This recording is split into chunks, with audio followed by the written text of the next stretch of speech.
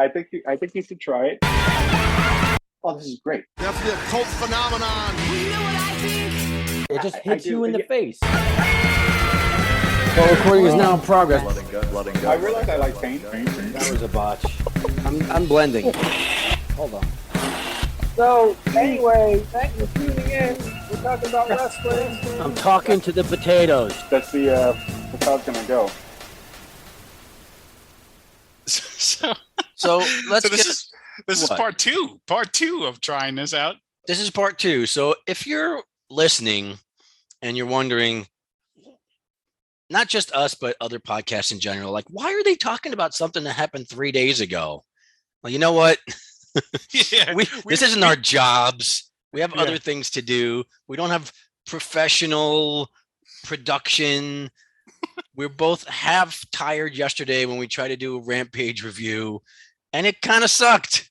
It definitely did suck. We're trying it again. Part two. By the time you hear this, it will not be relevant at all.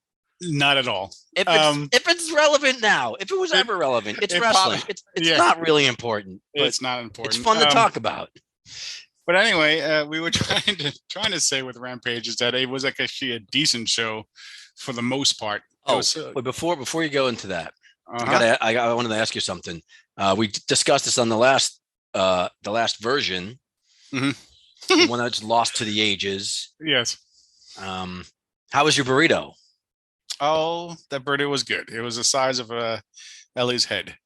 Oh, so yes, it was a nice. It was like 10, 11 inches of burrito, and it was like very delicious. That's a lot of burrito, man. It was a very huge burrito. You know, I'm got to be skeptical. It's like, to me, I'm like, why are you making the burrito so big? What are you compensating for? If you got a good burrito, if you have confidence in your burrito, if you believe in it, that's not true. That's not true, because when in Arizona, man, they make some damn good burritos in Arizona, and they're the same thing. They're like the size of your forearm. What did it compare? Arizona versus Florida. Burritos. Oh, Arizona's definitely better. I would think so. But, yeah, but it's I'm in San Francisco, and the burritos are just great. The worst burrito here is better than any burrito in New York. And I'm from New York, and I'm proud of New York food.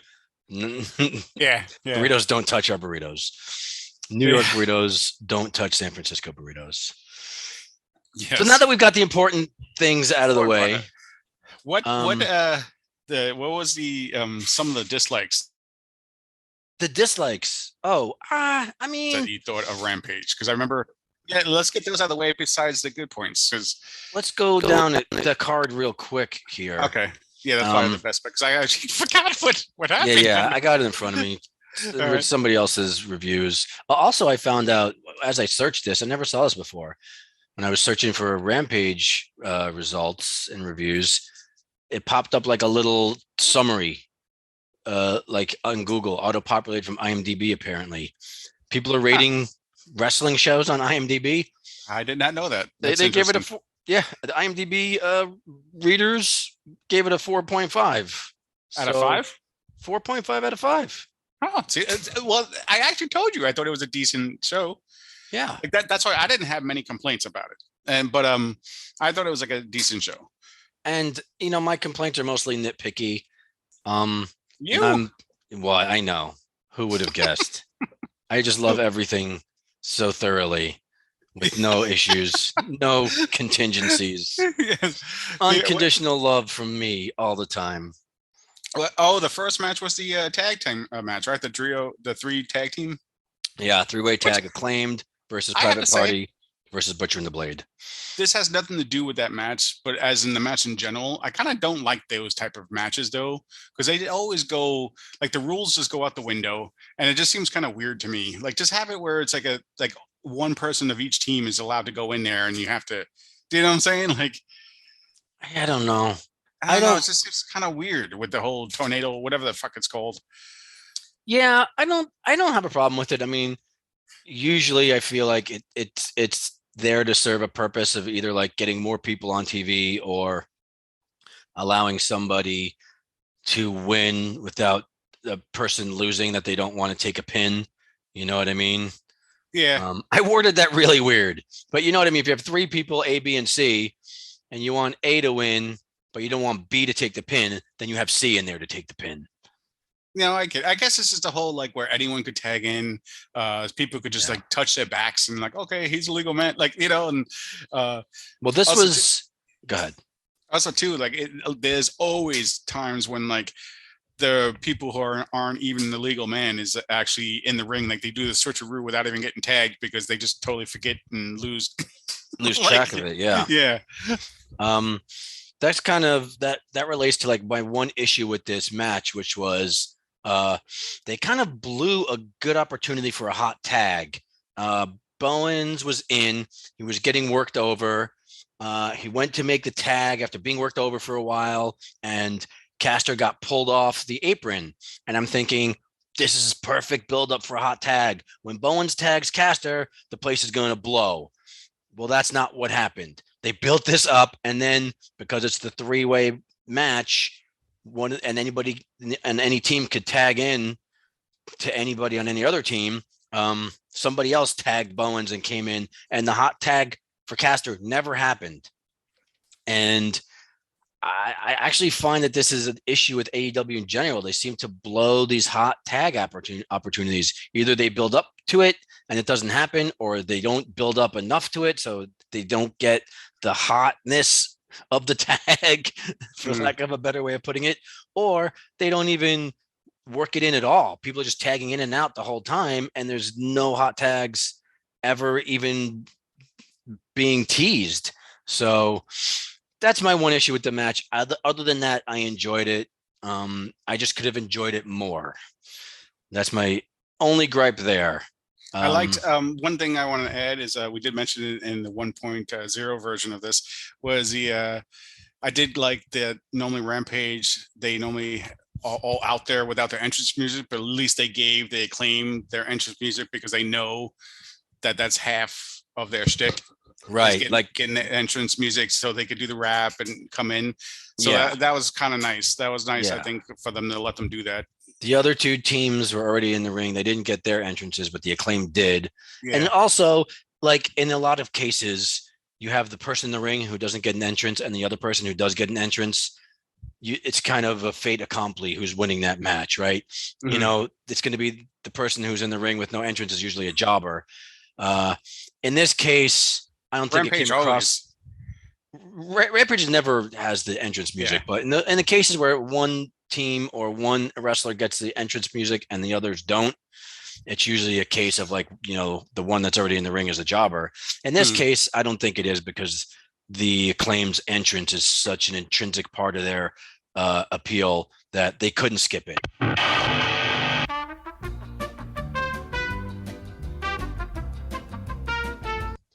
And we're back after some loud noise happened in my house and I had to walk away to take a look at it. We'll have to cut out that part of the recording. But I know we're having no luck talking about this Rampage. The next segment that we were talking about was a backstage promo with Stokely, the Young Guns, aka the Gun Club, and W. Morrissey. You had the Guns and Stokely sitting down, doing what they do, their usual, the Guns being goofy and cocky and Stokely just being a manager. Meanwhile, W. Morrissey just stands there nonchalantly putting on his wrist tape very slowly while everybody else talked and didn't say a word. Just stood there kind of menacingly, but also kind of comically, just doing his own thing, not saying a word, and I loved it.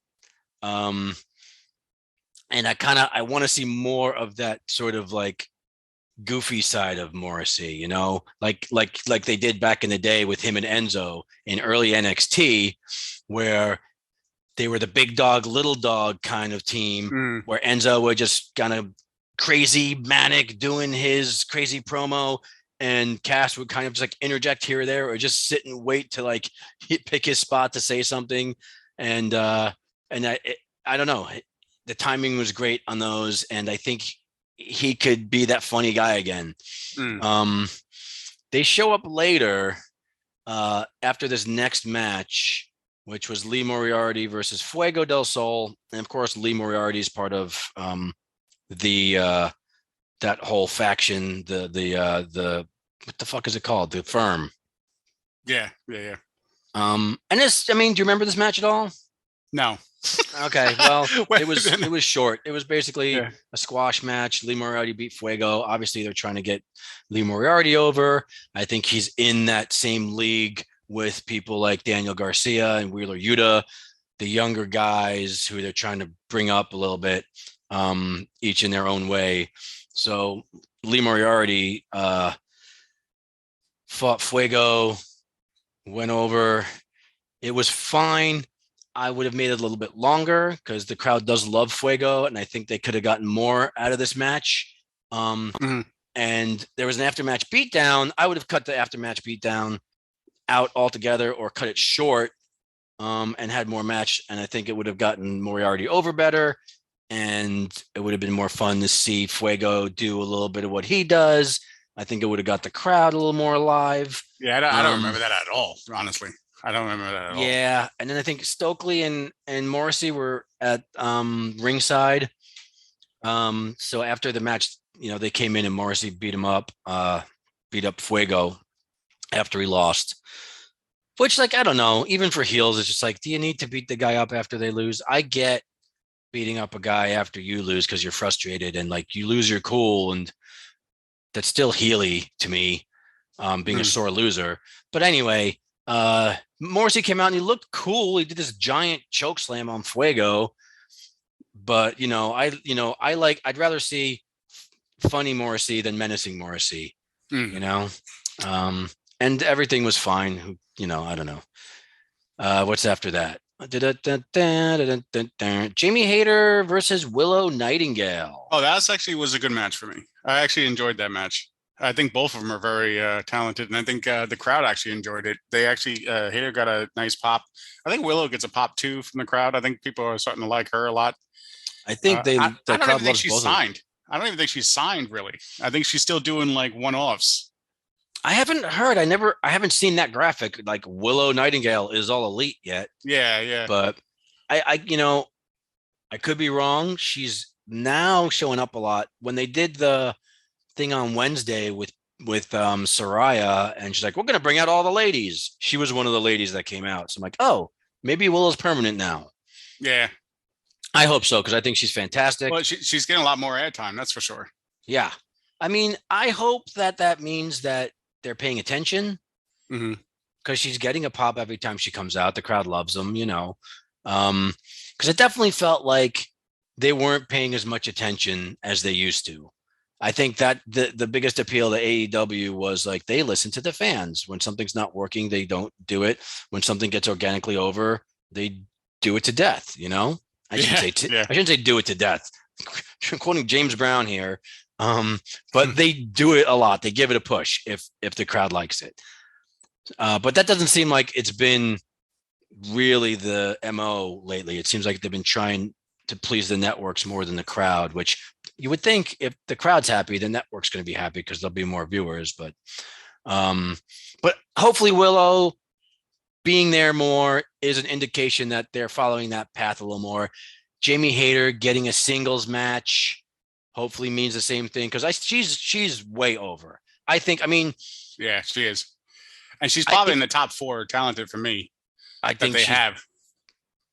Yeah, easily. I mean, she could arguably be the best wrestler they have. Maybe second to Serena.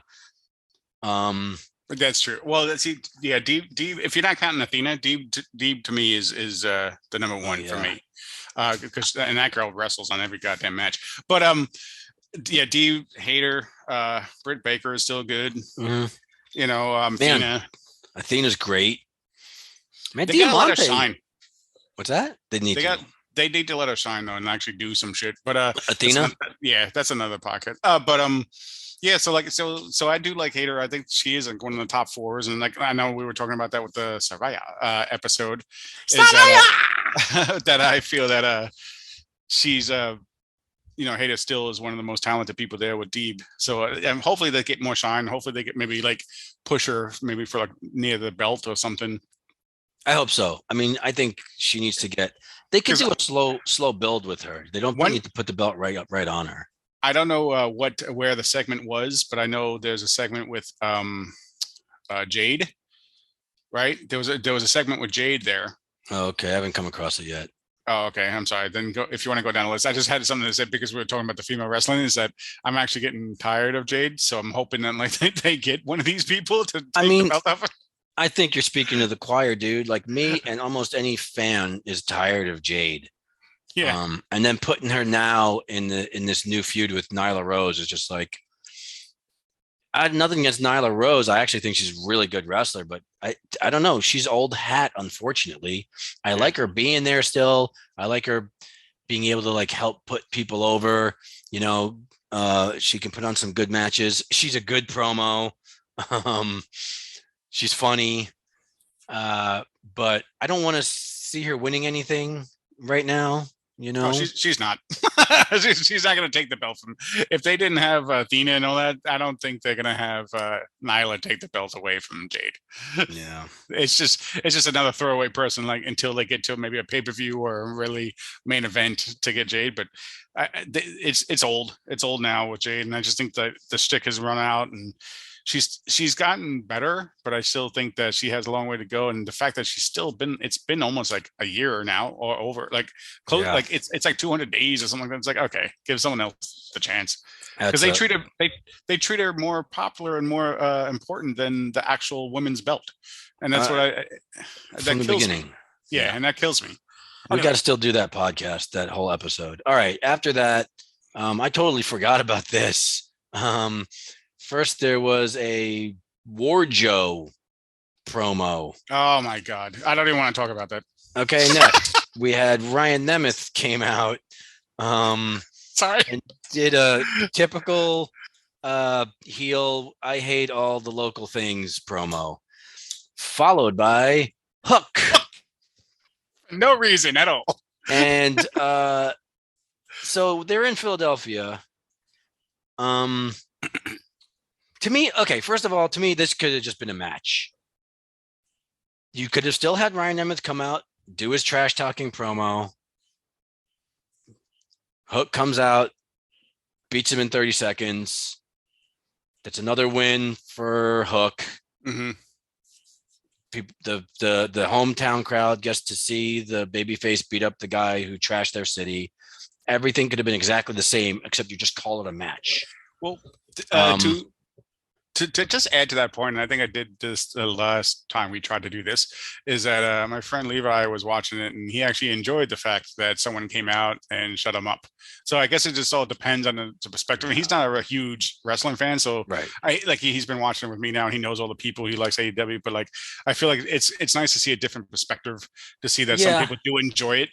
You know, like where, okay, you know, like, and also too, if you're there live and someone's knocking your hometown, you probably would get more hyped up if someone's coming out and says, "Oh, you just shut them up," you know, like, so especially when I don't, yeah. For me, I'm not the target audience for that. If I was still living on Long Island and somebody came and trashed Long Island, like, yeah, I hate this place too. but you know what I'm saying? Like most, when you're there live and everyone's cheering and stuff, they probably would love to see someone come out.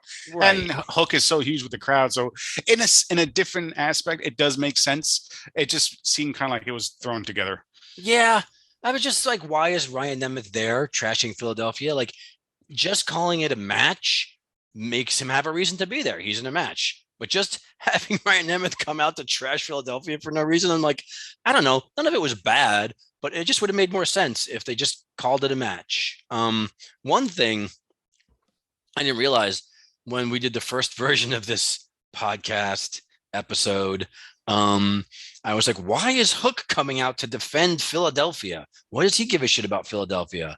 But I listened to somebody else talk about it, and what he was, I guess, ostensibly coming out to defend was the honor of not Philadelphia, but ECW, because he made that crack about ECW because, you know, Philadelphia ECW connection. And of course, his father Taz being, you know, one of the main guys of ECW. So that made a little more sense than just like, it made sense, but I don't think anyone would have catch on. Nobody would catch it. And you know what? But here's the thing too. Okay, say something. if you're Excalibur, like, oh, he didn't like him talking about his father's old promotion, ECW. Taz is one of the top guys in ECW, and his Hook's not going to sit here and take it. Like, throw something in there. Yeah. One of the problems with I know I almost said the wrong promotion. One of the problems with AEW is that they don't explain things. I feel like Tony Khan just assumes everybody knows what he knows. Well, how old is Tony Khan? Like 35? I think he just thinks everybody else is a 35-year-old male who had all the same access to old ECW tapes and everything that he had. Like, not everybody is the same age, grew up with the same experiences, had the same access, watched wrestling to the level that you did, where they know everything about all the stuff that you're making references to without explaining and assuming everybody knows about. So, like, explain shit, man, especially for the younger audience. Like, no, I agree. Wrestling fans are too old right now. You Yeah. really need to bring a younger audience in. Explain it for them. Yeah. Nothing is cool that only old people like. I say that as old people, on the behalf of old people. But it's true because like I said, when you have someone, like I said, Levi just enjoyed it because it was just someone just kicking the shit, shutting someone up. And it's Hook. He likes Hook, and the whole crowd loves Hook. So either way, it still worked. I love Hook. Yeah, but either way, it still worked. But like someone like Levi, even myself, I had no fucking clue that it was the whole ECW thing. Like, you know what I'm saying? So you're right. They should explain something to make more sense. No, you and I both didn't get that reference, and we both are very familiar with ECW and Taz and all that shit. All right. Anyway, next was, I forgot about this one too. Swerve Strickland in some like video package, hanging out with some rappers. Tony Schiavone said something about how he didn't like that Billy Gunn got involved. I guess that's leading up to a rematch. How Billy Gunn got involved in the match between Swerve and Our Glory and the Acclaimed. Oh, I remember that, but I don't remember the rappers that was there. I don't remember it. It was unmemorable, but I guess they're bringing, they're trying to build to a rematch between the two teams, which is fine. I'll watch that. Yeah, it's fine. I just hope that they keep their claim as champs for a while. Anyway, what's next then? Because that's I don't even remember that. Man, more promos that I forgot about. Moxley, something about a video with Moxley and Hangman Page. Oh yeah, I don't remember. It doesn't matter. Next was then there's the main event. We're already at the main event. So but this was where's it? Well, I know Jade was there somewhere, but we already talked about that. But I know Jade is a promo too somewhere around it. Yeah, because I remember Levi mentioning, it's Storm and someone, and that's Storm. Nyla Rose came. Oh, this was after the Stokely, Fun Club and Morrissey promo. There was another pre-tape promo with Jade. And that's where Nyla Rose interrupted. Okay. So the main event was John Silver. Oh, I love John Silver. And the other one, Roosh. I really like Roosh too. But it's funny with John Silver, and I always say this every time I look at him, he looks like a regular size tiny person. Like, what I'm saying? Like, like every time you see him, he just looks like he's regular size, but he just looks like a tiny person as well. I think he's like 5'2". Oh, really? Well, no, he looks like he's like 3 feet. Like he has like his arms and everything. They just look like he's like 3'7". But so he's like the tallest midget. It works because, like, I don't know, like the way he moves and stuff. He's just like he's like a dart. He's just like this little. He is. He's like the bullet in Mario Brothers, Yeah. He's just like this compact little package, just like zipping around, and it looks cool. But this match is fun. I don't think I had any issues with this match. No, I love John Silver. I love Roosh. I love the Mark Henry split screen interview is so pointless and dumb, and it's time for the main event is fun. If I were in the crowd, I would love chanting it along with him. One of my favorite things about wrestling, even though I haven't been to a show in years, was all the little things you get to chant. How everybody just knows what to chant and when to chant it. Yeah. You know, yeah. Years ago, and everybody would just chant 10 for every count. They're just 10, 10, 10, like when they were doing the count out. Mhm. Somebody was like being counted out of the ring because of the whole Ty Dillinger thing. How people would yell two, and then everybody would yell sweet, that kind of stuff. When there was like a pinfall, like a count of 2, 1, 2, everybody would yell 2, sweet. Of course, that stuff got old and they don't do it anymore. But anyway, I get the appeal of it's time for the main event. But like Mark Henry asks one inane question, then the wrestler does their thing. Then he asks another pointless question, and the other wrestler does their thing. And then he says it's time for the main event. The one thing that made this one fun was just John Silver is great at these. And he's very conscious of being in the split screen. And the whole time the other person's talking, he's making these goofy faces. And when Mark Henry does his time for the main event, he's mouthing it and doing some goofy motion. Yeah. It's just fun. He's fun. I can watch him all the time. And Roosh is great. He's just one of these people who just has like that indefinable quality. He came into AEW without a great deal of push. He doesn't have the notoriety of a lot of other people that came in from either WWE or New Japan or whatever, having only really worked in ROH in the States, as far as I know. And he just immediately felt like an important person. He just exudes this wrestler-ness about him, and he feels like he's supposed to be there. And his matches are always good. And he looks like somebody who would really kick your ass, like I liked the fact that like they still, even though we knew that Rush was going to win, they still made it where Silva got his time. Yeah, they made it like he got a bunch of moves. The crowd goes nuts. So like I don't mind who wins or loses. Like when they let the other people shine, where it's not just a squash, it's not just like a doing them dirty. It's not, like they actually.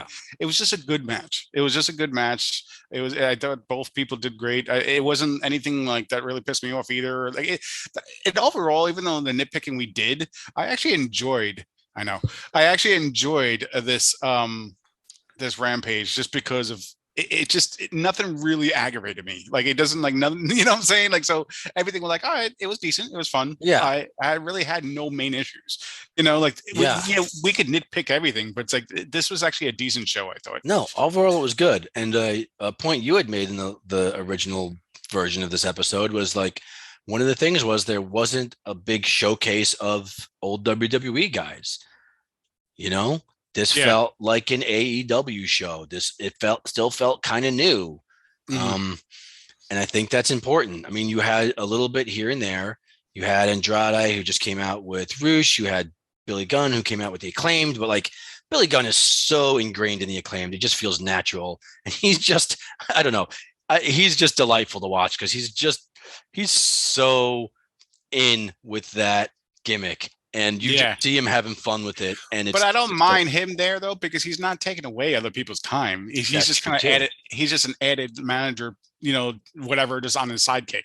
Yeah. So I don't mind him being there because it's like they claim still got their shit going. So I think the only other guy there was Matt Hardy. Wasn't Matt Hardy doing some like stupid shit when he was just watching from the back behind the TV? Yeah, that thing can go away. The standing up watching TV backstage at an awkward angle so that the camera does nothing. And the guy in. It's old. It's tired. He should have just came out and just done commentary, and it would have been just as fine. And it would have been better because you could have. It would have solidified that story more between him and Private Party starting to like gravitate towards each other again, because he could have put it over a little bit on the microphone instead of just standing there not saying anything. But Matt Hardy is also somebody who, like, to me, a lot of his appeal is from his time in like Impact and like with his old vlog and stuff. So like he feels like a natural in AEW. It doesn't feel as much like an ex-WWE guy. His whole broken Matt Hardy gimmick was kind of like the thing that gave him like new life, and that was not a WWE thing. And that it fits in very well with the vibe of AEW and all these people with their vlogs and stuff. And Matt Hardy might have been one of the original wrestlers to do a vlog the way these other wrestlers have been doing the past decade or so, you know? Mm. So that's my take on Matt Hardy, and that's the show. I mean, it was good. Yeah, like I said, I thought it was a decent show, and I'm looking forward to seeing what they're going to do on Wednesday. Hopefully that they have a domino effect, and they kind of learn from some lessons. And Does that happen? No, not really, but we can hope. Anyway, that's yeah. I think that's it. That's it.